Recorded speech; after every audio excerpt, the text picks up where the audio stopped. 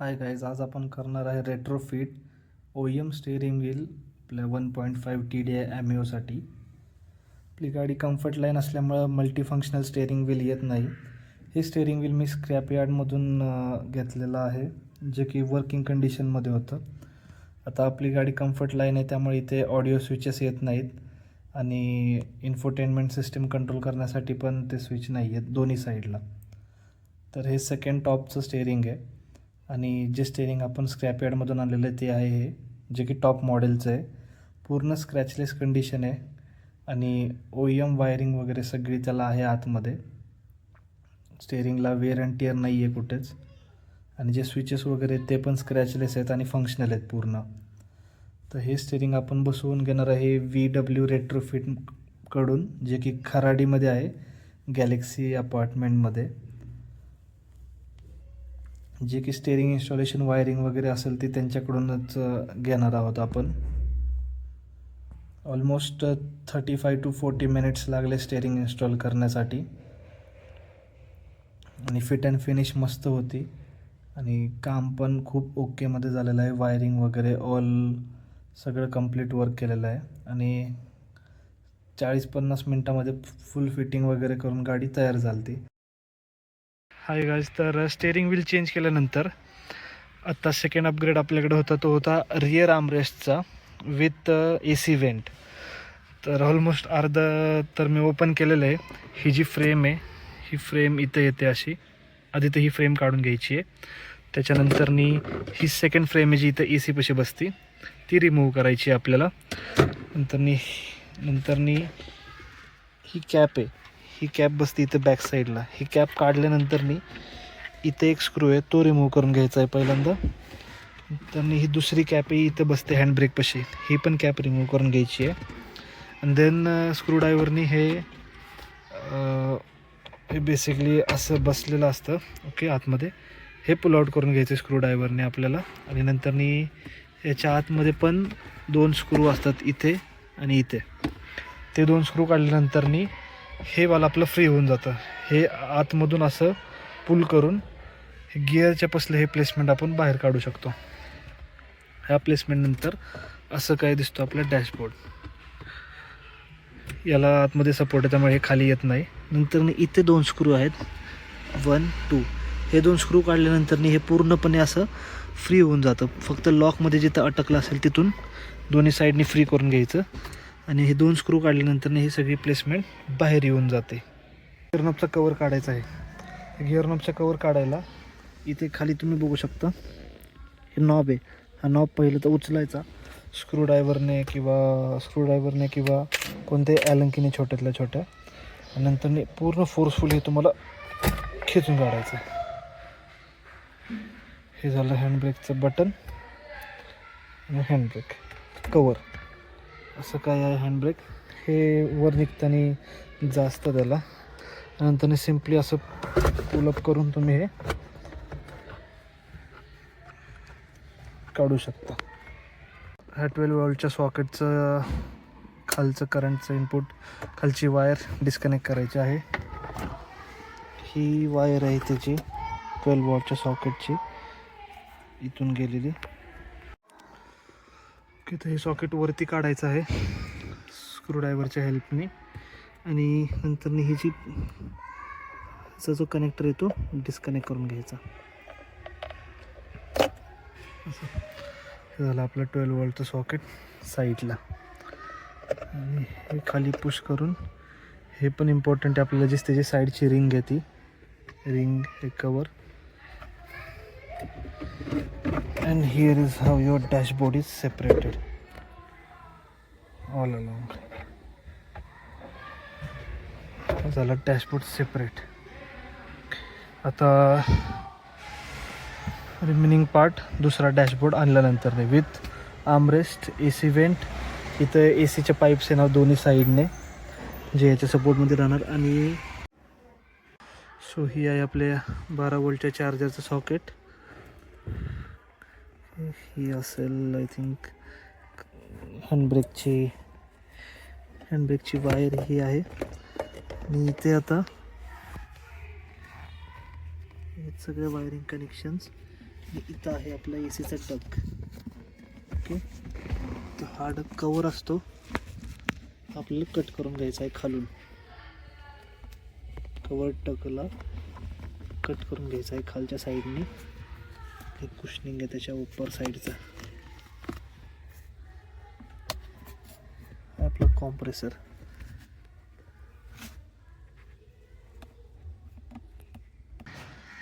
So असं काही बांधलेलं आहे. ही मधली ट्रिम आहे. आपल्याला ए सी वेंट आणि आर्मरेस्टवाली ट्रिम पाहिजे. ही एक्सचेंज करून आपण ए सी वेंट आणि आर्मरेस्टवाली ट्रिम घ्यायची आहे. गाडी नेक्स्ट वीक घेऊन जाणार आहे.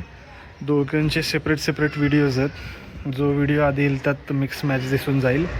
तर आता टू व्हीलरचं बाकीचं काम करायला जायचं आहे घरी. तर इथं कसं, इथं जागा आहे पण एवढं ठीकठाक नाही, लोक येतात जातात. घरी कसं मोकळी स्पेस आहे, जर पाहिजे तसं आपण करू शकतो काम गाडीचं.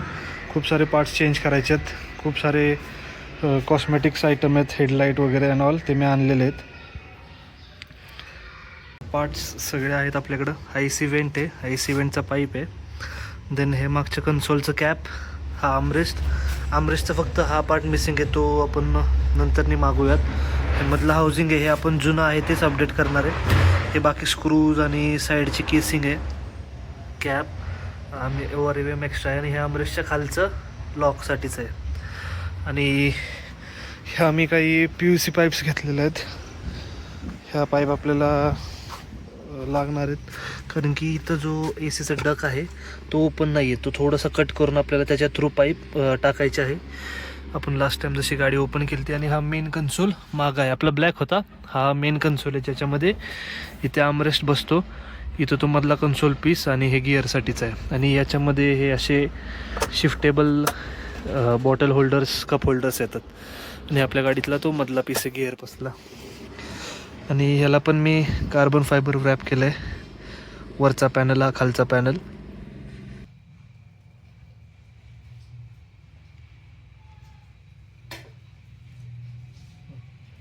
हा इथं बसणार आहे मिडल पीस पाईप. इथून ए सी वेंट जाणार बॅक साईडला. असं बघू शकतो, हँडब्रेकच्या दोन्ही साईडून पाईप्स येतात ह्या बॅक साईडला, जे इथं कनेक्ट होऊन मग इथून ए सी वेंटने बॅकला जाणार. हा पीस जो इथं बसणार आहे, तर इथं याची कटिंग नाही आहे. हे बघू शकता, हे सील आहे, पॅक आहे हे वालं. तर आपल्याला हे एक 2 सेंटीमीटरच्या लेवलने पूर्ण एंडपर्यंत कट करून घ्यायचं आहे. आणि मग इथून पाईप, PVC पाईप आहेत ह्या, ज्या गरम करून सरळ करायच्या. ऑलरेडी मी अशा आणि उभ्या कट करून घेतल्या, जेणेकरून हे असे ओपन होतील. आणि इथून सपोर्ट द्यायचं याच्या आतमध्ये. ही थोडंसं अजून पुढे येईल असं. आणि मग इथून ह्याला मागून स्क्रू मारून हे खाली आतमध्ये ह्याच्या टाकायचं आणि पूर्ण पॅक करून घ्यायचं, जेणेकरून एअरफ्लो बाहेर नाही आला पाहिजे. तर पहिलं तर ते कट करून घेऊयात.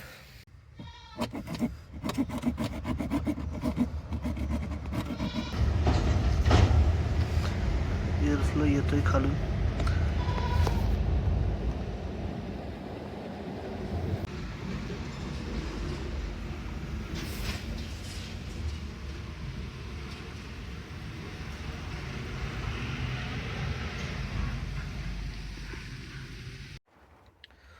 हा मधला ए सीची पाईप बसवायच्या आधी हा जो माउंट आहे हा बसवून घेऊयात. म्हणजे त्याच्या सपोर्टमध्ये इथं ही पाईप राहील आणि याच्यावरतीच आपला आर्मरेस्ट बसणार आहे. तर इथं 4 नट आहेत त्याला, 1 2 आणि 3 4, हे 4 नट आधी फिक्स करून घेऊयात. आणि मग त्याच्यानंतरनी हा ए सीचा पाईप पुढे जॉईंट करून मग त्याच्यावरती मेन आर्मरेस्टचा पीस ठेवूयात. पूर्ण काढावं लागलं.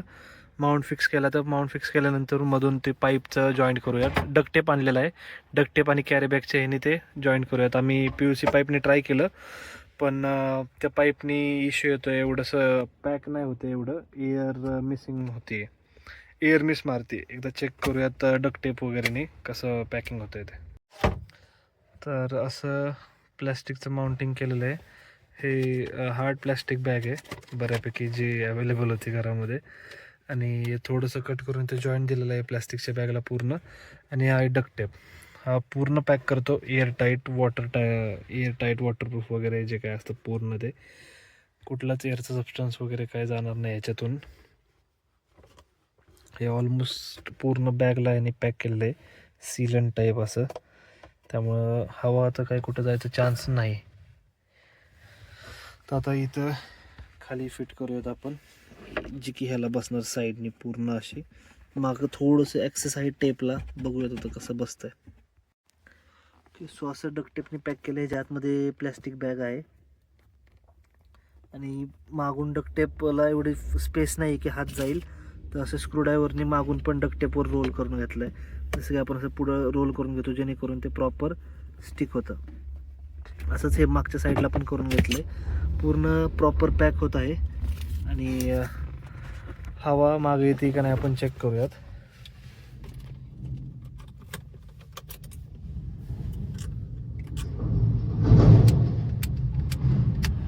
हा ब्लोअर चालू केला आपण. आता जी हवा आहे ती इथे आहे पुढे, आणि जसं आपण लेग स्पेसकडे करू तशी इथे पण ही हवा चालू आहे. ओके, आणि इथे खाली कुठेच लीक नाही आहे, एकदा चेक करून घ्यायचं आहे. कारण की इथं लीक असेल तर प्रॉब्लेम होऊ शकतो. इथे कुठेच लिकेज नाही आहे, so well and good. Okay, gear knob पण चेंज करणार आहे आपण. हा हायलाईनवाला गिअर नॉब मागवलेला आहे. कम्फर्ट लाईनला असा पूर्णच कुशनवाला येतो. हा हायलाईनचा आहे. हे पूर्ण असेंब्ली चेंज करायची आपल्याला गिअर नॉबची. इथे खाली पिन असते, ही पिन लूजन करायची आणि मग हे नॉब ओपन होतं पूर्ण. हे पूर्ण असेंब्ली चेंज करायला लागते पोलोमध्ये. नॉर्मल मारुती सुझुकीमध्ये फक्त हे वरचं चेंज करावं लागतं. तर हे रिमूव्ह करून चेंज केल्यानंतरनी आता फक्त रिमूव्ह करायचं आहे आपण. नंतरनी याच्या वरची असेंब्ली बसणार आणि ऑल फिट अँड फिनिश झाल्यानंतरनी ॲट द लास्ट हे आपण इन्स्टॉल करायचं आहे त्याच्यावरती. गिअर नॉब रिमूव्ह केलेलं आहे आता. हे जे 12 वॉटचं आपलं चार्जिंग सॉकेट आहे त्याच्या वायरिंगला अशी रस्सी बांधून घ्यायची, कारण की ही थोडीशी शॉर्ट आहे वायर. तर त्या नवीन हाऊसिंगमध्ये ही इझिली आपल्याला हँडी यावी, त्यामुळं वायर लावून आधी वरती घ्यायचं, म्हणजे ते सॉकेट आपल्याला इझिली फिट करता येईल त्याच्यामध्ये. आता ती हाऊसिंग असेंब्ली बसवतो. ह्याला स्क्रू असतात इथं ॲक्च्युली. इथं एक पट्टी येते जे की मागच्या साईडून येते अशी, इथून ती खाली अशी यू शेपमध्ये जाते. पण ठीक आहे, एवढं पण काय हलत नाही आहे आणि हललं तरी वाजत नाही आहे एवढं, त्यामुळे काही डिस्टर्बन्स नाही होणार याचा. ओके, सो याला आपण कनेक्ट करून घेतलेलं. इथं फिटमेंट झालेली आहे. ह्याच्यातून आपण दोरी ओवून घेतली आणि आता फिट करूया त्याच्यामध्ये. सॉकेट बाहेर काढून घेऊयात आधी.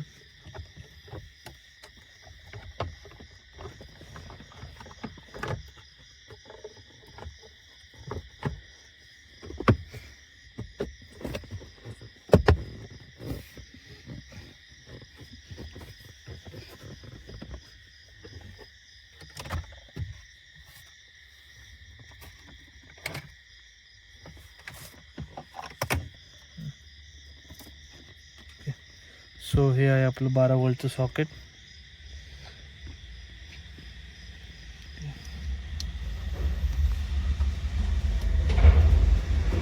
हे झालं फिट.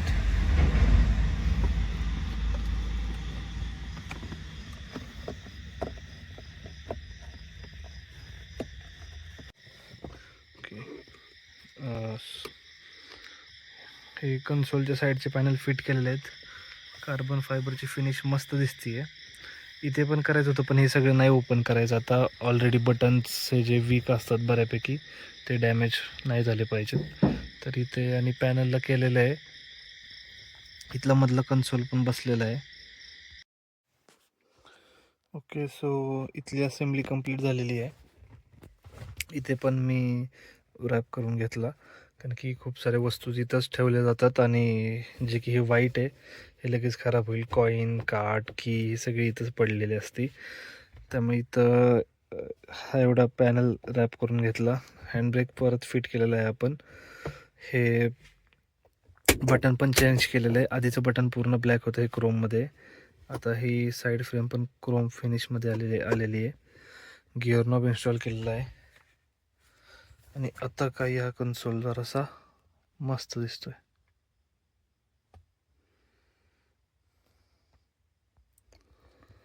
आर्मरेस्ट अजून बाकी आहे लावायची.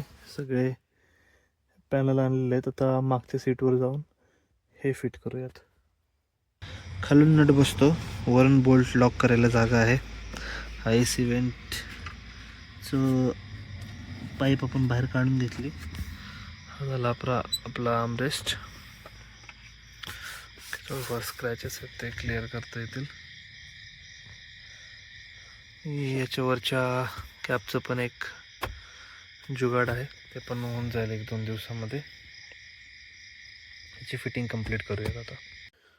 सो हा 16चा बोल्ट आहे, जो की मेन ह्या आर्मरेस्टच्या ह्या बॅक साईडच्या हाऊसिंगला पकडून ठेवतो.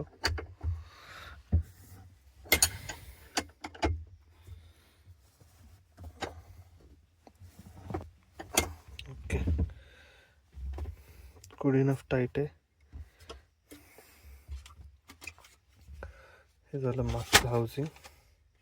हे ओरिजिनल या कलरचं होतं, क्रीम, पण मी याला ब्लॅक केलेलं आहे बाहेरून. आर्मरेस्ट पण ब्लॅक केलेलं आहे. थोडंफार स्क्रॅचेस आले, त्याला रिटचअप देऊयात. आणि हे मी क्रीम कलरचं जे आहे तसंच ठेवलं आहे, कारण की हे ड्युअल टोनला मॅच होतं आहे. ओके,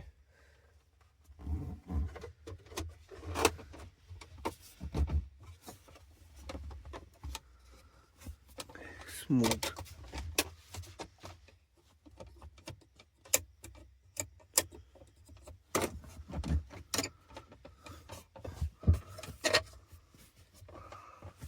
इथं एक बोल्ट बसतो, एक स्क्रू बसतो बेसिकली. हा आपण इथे लावून टाकूयात.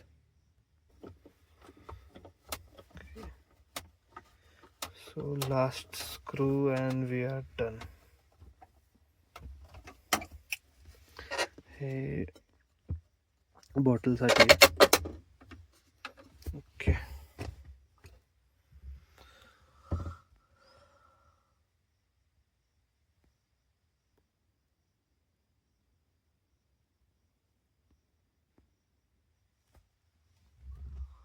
सो फायनली प्रोडक्ट रिसीव्ह झाला आहे आर्मरेस्टच्या कुशनचं. तात्पुरतं मी असा काही जुगाड केला होता आर्मरेस्टसाठी. हे नॉर्मल गाडीतलं मायक्रोफायबर क्लॉथ आणि काही अवेलेबल स्पंज होते, ते मी ॲड केले ते.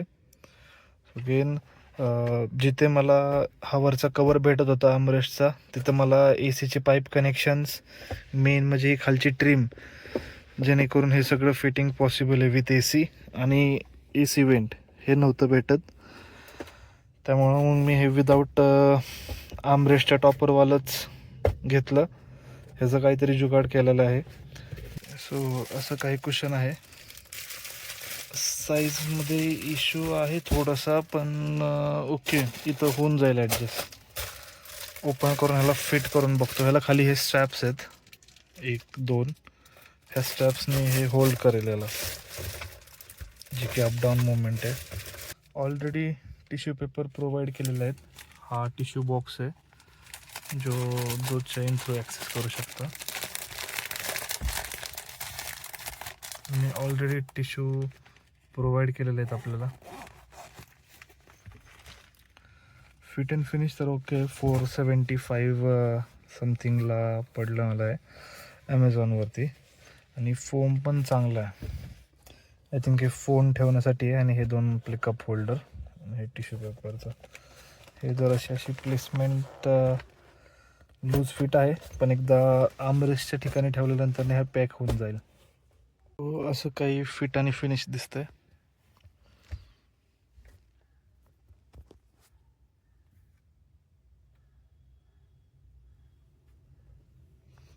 तर थोडंसं स्टिक करावं लागेल. बाकी ओव्हरऑल तो ओके आहे. जो की हा एल्बो आहे तो इथंच पॉईंट होणार ह्या एरियामध्ये. आणि गिअरसाठी, हँडब्रेकसाठी फंक्शनल आहे. हँडब्रेक तर ऑलवेज असंच हे करायला लागेल. आणि मोशनसाठी पण ठीक आहे.